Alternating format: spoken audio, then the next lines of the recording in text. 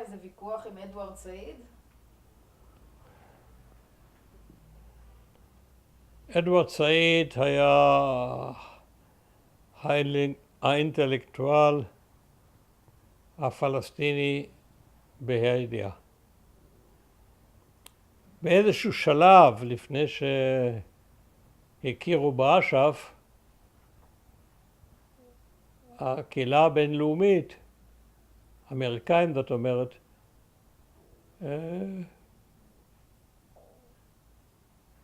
העלו את הרעיון לנהל את המשא ומתן בין ישראל ובין 3 אינטלקטואלים שייצגו את העם הפלסטיני.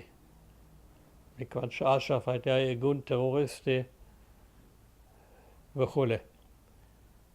אז בין השלושה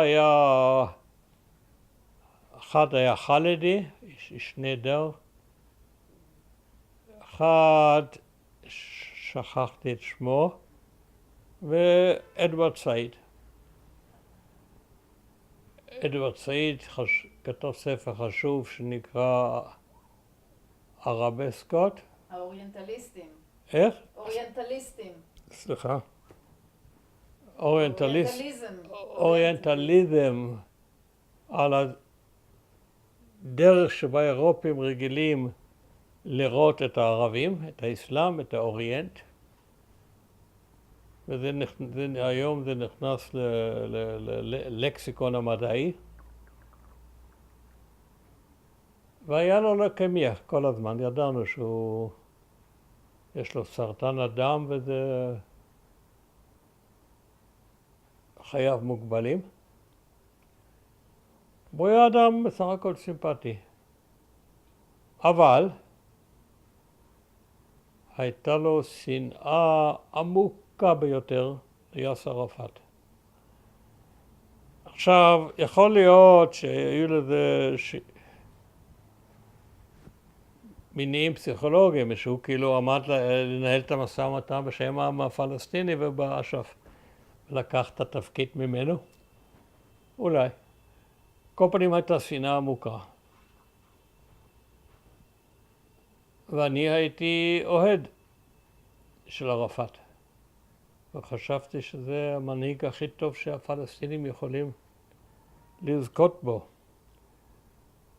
והתפתח בינינו אנטגוניזם לא נעים. הוא דיבר נגדי בכל מיני במות, עיתונים וכתבי עת. אני אף פעם לא דיברתי נגדו. והזדמנו יחד, היה בלונדון. בלונדון יש מוסד מאוד מאוד יוקרתי בשם המכון ליחסים בינלאומיים, לא אמריקאי, שגם הוא מכובד ויוקרתי, הלונדוני. ויום אחד הם הזמינו את אותו ואותי לכנס לדיון, תמיד דיון מאוד רציני במוסד הזה. והוא התחיל להשמיץ את ערפאת, ואני התחלתי להגן על ערפאת. נוצר מצב כמעט קומי, כמעט מצחיק. הנה ישראלי מגן על ערפאת והערבי משמיץ אותו. וממש התחיל איבה גלויה בינו וביני בלונדון, שאכלנו יחד בכל זאת וכו'. במוסד האמריקאי גם הוזמנתי פעם, אין קשר בין השניים, אבל המכון ליחסים בינלאומיים, Foreign Relations, בניו יורק הזמין אותי, יחד עם, אני אהרוג את עצמי בסוף, עורך אל-פג'ר.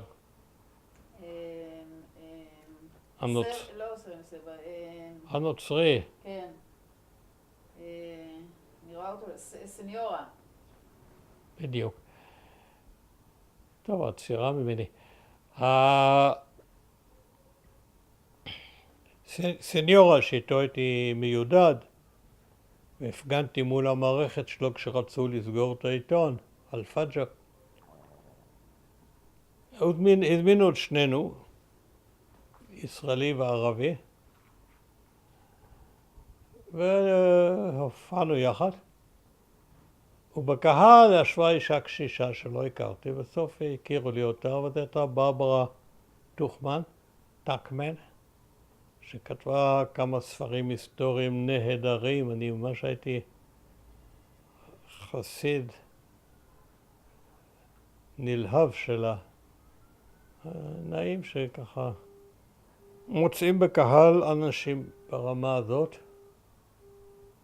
אבל זה רק דרך אגב.